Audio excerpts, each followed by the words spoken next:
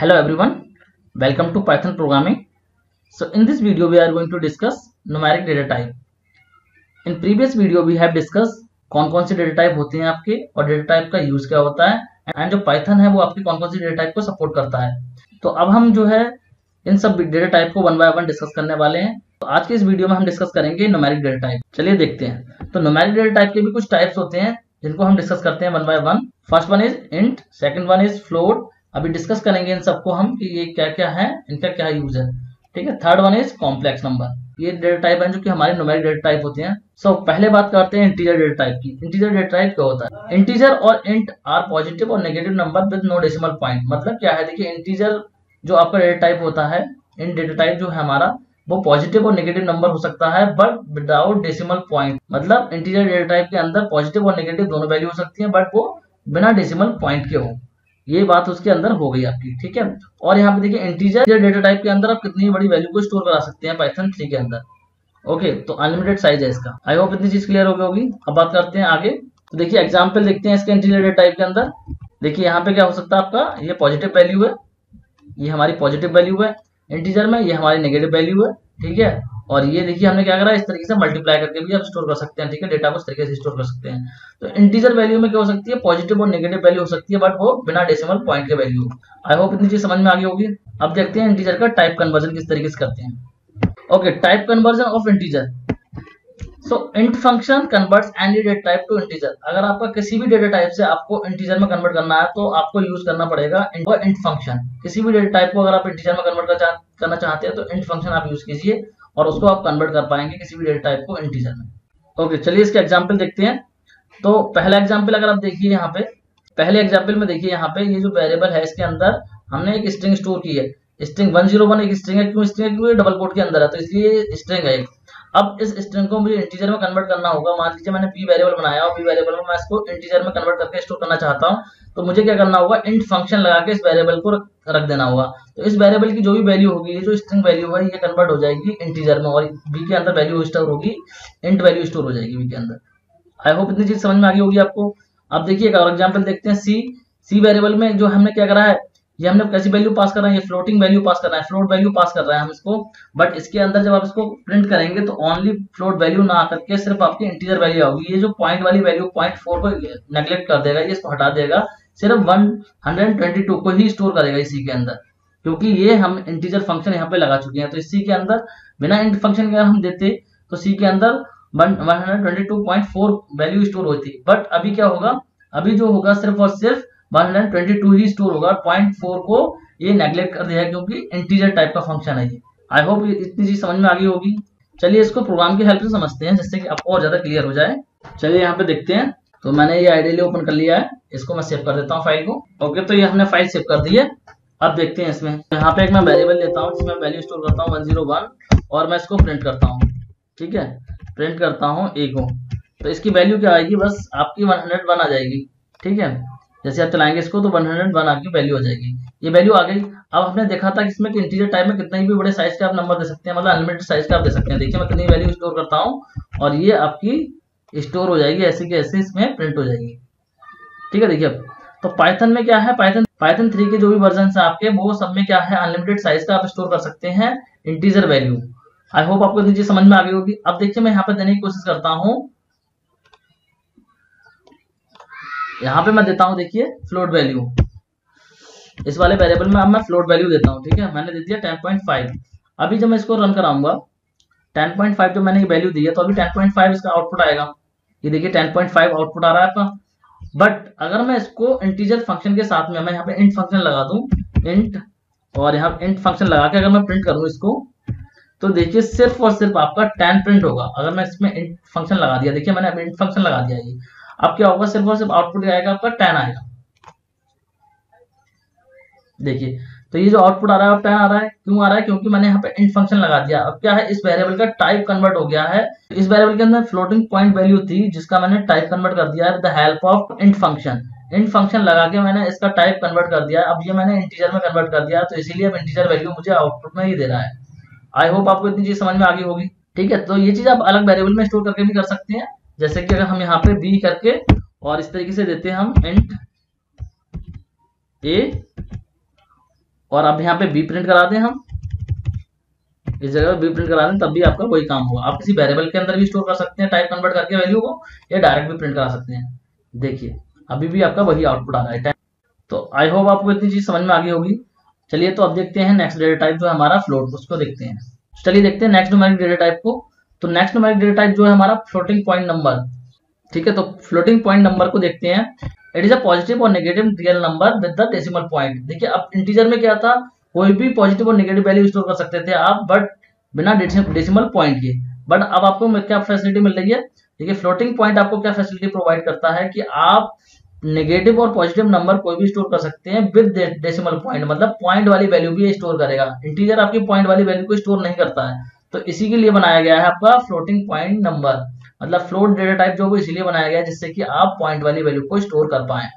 तो चलिए देखते हैं इसको, इसके एग्जाम्पल को डिस्कस करते हैं। चलिए ठीक है, तो एग्जाम्पल को इसके देखते हैं।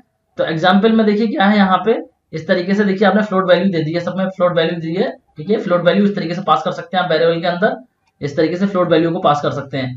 अब देखते हैं इसका type conversion. So type conversion of floating point number, type conversion करते हैं। तो देखिए इसमें टाइप कन्वर्जन के लिए इंटीजर में अगर आपको कोई भी डेटा टाइप, किसी भी डेटा टाइप को इंटीजर में कन्वर्ट करना है तो वहां पे आपके लिए इंट फंक्शन था, और यहाँ पे अगर आपको किसी भी डेटा टाइप को फ्लोट में कन्वर्ट करना है तो आपके पास में है float function. Float function converts any data type two floating point number, मतलब किसी भी डेटा टाइप को आपको फ्लोट वैल्यू में कन्वर्ट करना है तो आप फ्लोट फंक्शन लगा देंगे और वो डेटा टाइप आपका फ्लोट में कन्वर्ट हो जाएगा। चलिए इसके एग्जाम्पल देखते हैं। चलिए तो एग्जाम्पल देखिए, इस एग्जाम्पल को देखिए आप।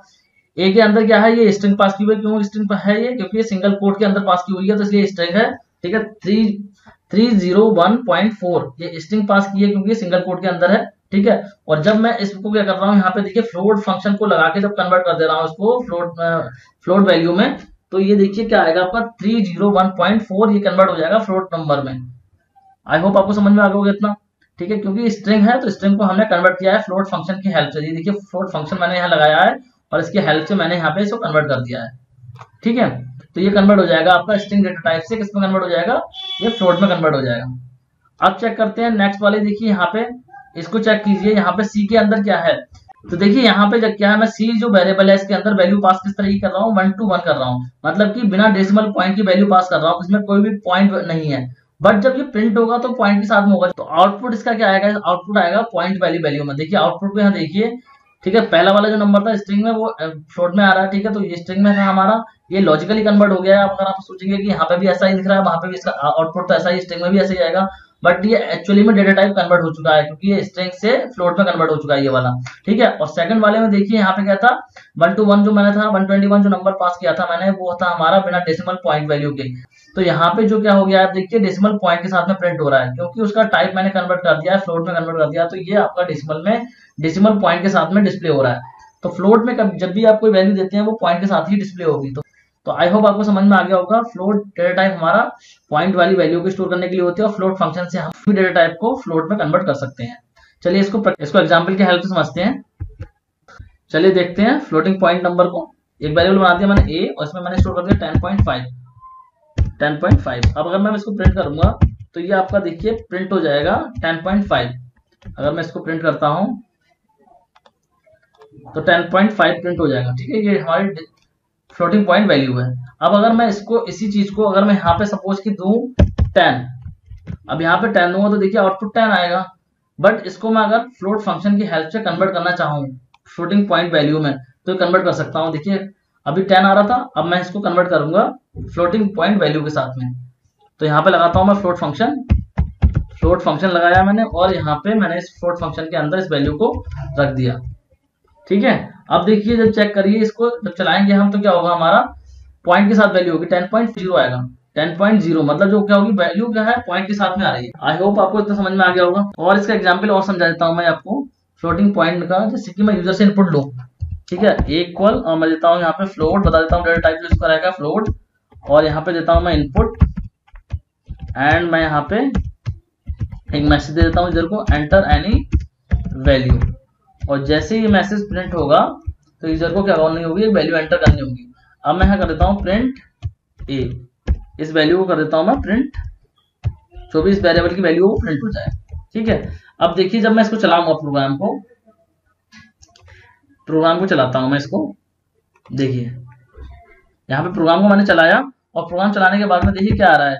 अगर मैं यहाँ पे एंटर करता हूँ 10.5, ठीक है, तो देखिए 10.5 डिस्प्ले हो जाएगी, वैल्यू 10.5 डिस्प्ले हो गया, आउटपुट आ गया, ठीक है। बट अगर मैं यहाँ पे वैल्यू दूं, देखो अगर मैं यहाँ पे वैल्यू दूं इंटीजर वैल्यू, तब भी ये पॉइंट के साथ ही डिस्प्ले करेगा, मतलब पॉइंट के बाद ही पॉइंट के साथ ही डिस्प्ले करेगा ये वैल्यू को। देखिए चेक करते हैं, यहाँ पे मैं 5 एंटर कर रहा हूँ तो 5.0 आएगी वैल्यू, मतलब पॉइंट के साथ ही डिस्प्ले करेगा, क्योंकि हमने यहाँ पे डिस्प्ले करके यहाँ पहले बता दिया कि इसका डेटा टाइप क्या है, फ्लोट। इस वेरिएबल का डेटा टाइप फ्लोट है, तो इसमें फ्लोट टाइप की वैल्यू स्टोर होगी। चेक करते हैं इसको, देखिए 5.0 आ रहा है, तो ये आपकी क्या बता रहा है कि ये फ्लोट टाइप की वैल्यू है, ठीक है, इसके अंदर। आई होप इतनी चीज समझ में आ गई होगी। चलिए अब देखते हैं next data type. So next numeric data type के अंदर है आपका कॉम्प्लेक्स नंबर। तो कॉम्प्लेक्स नंबर को देखते हैं, कॉम्प्लेक्स नंबर्स क्या होते हैं। ओके, तो चेक करते हैं कॉम्प्लेक्स नंबर क्या है। So complex numbers are the combination of are real and imaginary part. Complex number are in the form of x plus y, where x is a real part and y is imaginary part. ये आपने maths में पढ़ा होगा, ठीक है, तो आपको पता होगा कॉम्प्लेक्स नंबर्स क्या होते हैं। चलिए इसका एग्जांपल देखते हैं।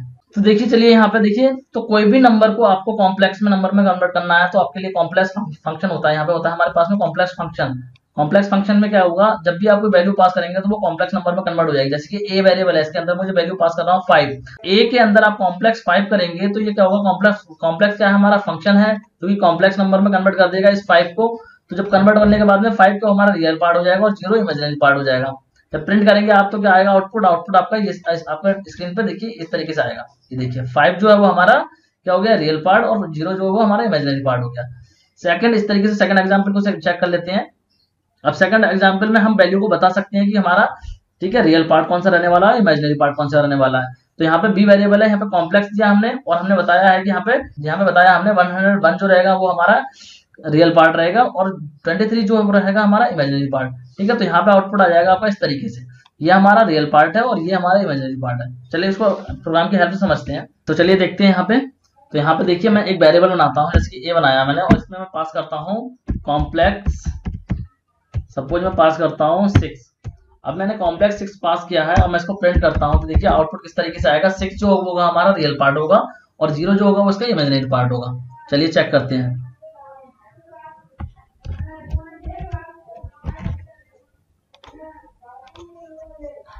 ठीक है, देखिए ये आउटपुट आपके सामने आ गया, 6 जो हमारा रियल पार्ट आ गया और 0 इमेजिनरी पार्ट आ गया। आई होप इतनी चीज समझ में आ गई होगी आपको, और आप चाहें तो दोनों पार्ट को डिस्क्राइब भी कर सकते हैं यहीं पे, ठीक है। मैं चाहता हूँ 6 जो है वो मेरा रियल पार्ट रहे, और यहाँ पे मैं चाहता हूँ सपोज कि 2 मेरा इमेजिनरी पार्ट रहे। तो देखिए इस तरीके से आपको डिस्प्ले हो जाएगा स्क्रीन पे, ठीक है। यहाँ पे देखिए 6 जो है मेरा रियल पार्ट है और 2 जो है वो इमेजिनरी पार्ट है। तो आई होप आपको ये चीज समझ में आ गई होगी। तो आज हमने डिस्कस किया न्यूमेरिक डेटा टाइप को, और न्यूमेरिक डेटा टाइप के अंदर जो डेटा टाइप्स होते हैं उनकी हमने बात करी, ठीक है। कौन कौन से डेटा टाइप होते हैं हमने डिस्कस किया, इंटीजर डेटा टाइप, हमने डिस्कस किया फ्लोट डेटा टाइप, और हमने डिस्कस किया complex data type. So that's it for this video. अगले वीडियो में हम देखेंगे जो नेक्स्ट डेटा टाइप आपका स्ट्रिंग, उसको देखेंगे हम। तो आज के लिए बस इतना ही। If you haven't subscribe my channel, please subscribe.